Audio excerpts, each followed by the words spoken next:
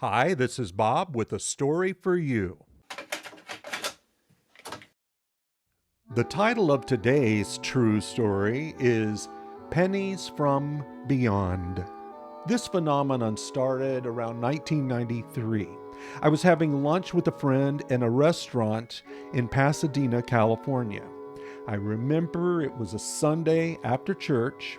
The restaurant was packed. And when I was halfway through finishing my food, the strangest thing happened.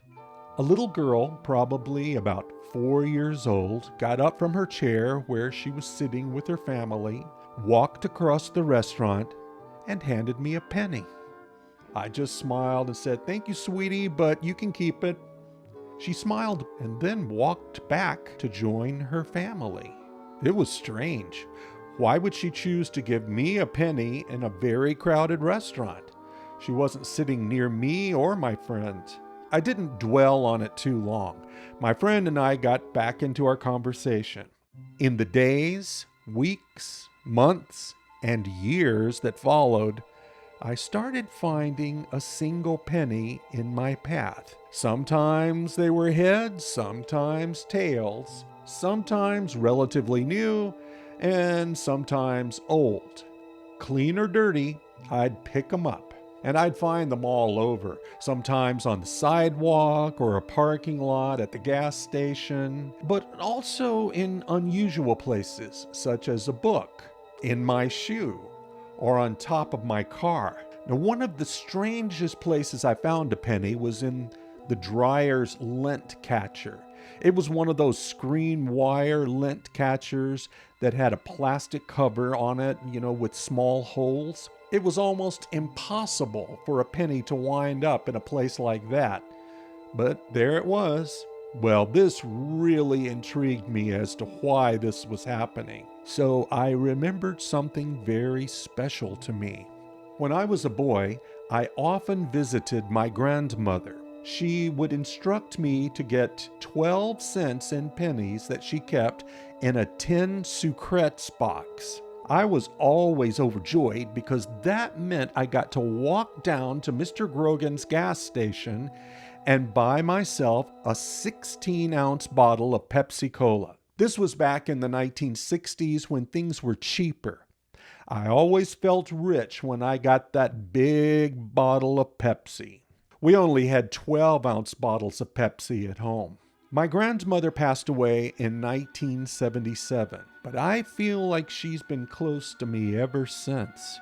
It's one of those things you can't really prove, but you just feel it.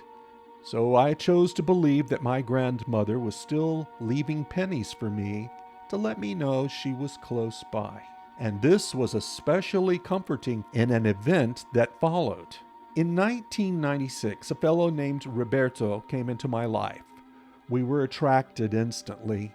Even though I was raised in Alabama and he in Spain, we related to one another in so many ways. But 2 weeks into our meeting, he had a very serious health scare. He had contracted a potentially fatal disease.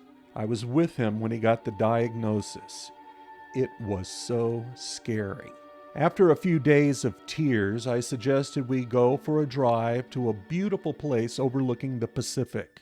When we got to the top of the cliff, I saw something that conveyed my grandmother was watching over us. On a flat rock, there was a peace symbol.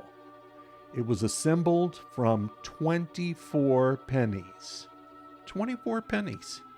12 cents for me and 12 cents for Roberto. We didn't buy Pepsi Cola with the pennies. I saved them. It was as though my grandmother was trying to calm our fears. That was 1996, and I am happy to tell you that through the advent of new medications developed over the years, Roberto is still alive and well in 2024. He used to joke with me about the pennies. He wanted to know why my grandmother didn't leave dollars for me. Well, guess what? One day in the Ralph's grocery store parking lot in Pasadena, I found $50 in cash at my feet as I got out of the car. My grandmother must have heard him. I put it in my wallet and told the grocery store manager I'd found some cash. I didn't tell him how much. You never do that. I checked in with him over the next 2 weeks, and no one reported losing the money. So I kept it. I figured my grandmother would have wanted me to handle it that way. And that's our story, Pennies from Beyond. Have a great day.